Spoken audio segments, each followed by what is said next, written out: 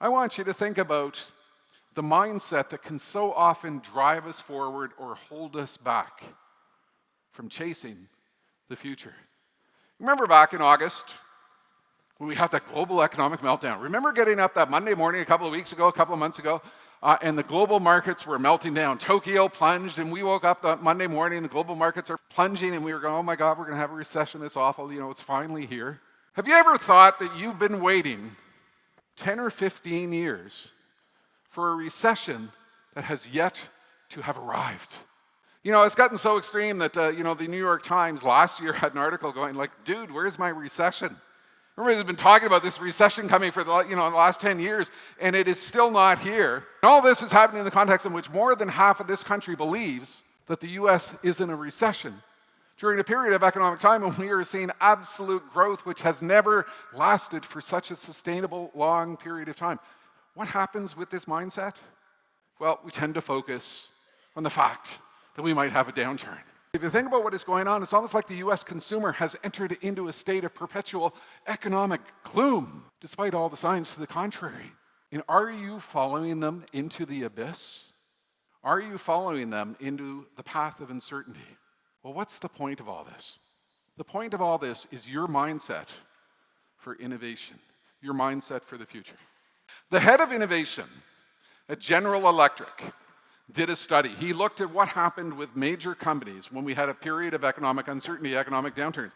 He looked at the oil shock of the 70s, the downturn of the 80s, the downturn of the 90s, what happened during the dot-com bust. And what he discovered is that 60% of organizations, they just sort of muddled through. They didn't do anything big and bold. They focused on cutting costs and managing costs and making their way through. 30% didn't make it. They were bought out, they went bankrupt, they disappeared. But 10% became breakthrough performers.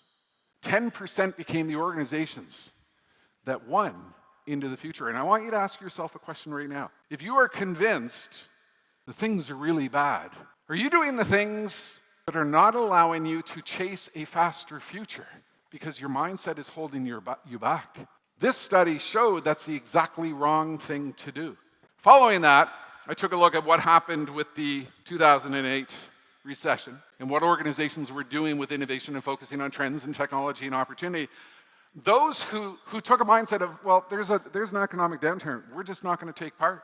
We're not going to take part. Everybody else can have the recession. We're not going to take part. We're going to focus on growth. We're going to focus on investment. We're going to focus on innovation. We're going to focus on ingesting technology.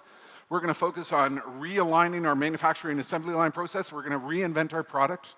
Those organizations saw 17% growth through the period of economic uncertainty, compared to everybody else who saw no growth. After the recession of 2008 was over, those organizations continued to see 13% compound annual growth rate.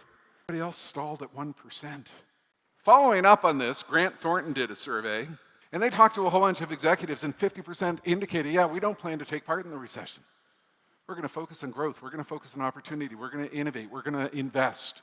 We're going to do the things that we need to do to make sure we can thrive in the future because we believe the future is full of opportunity. And what were the differentiators that Grant Thornton discovered? Well, the losers, they focused on cost cutting and they scaled back in R&D and they slowed down their digitization efforts.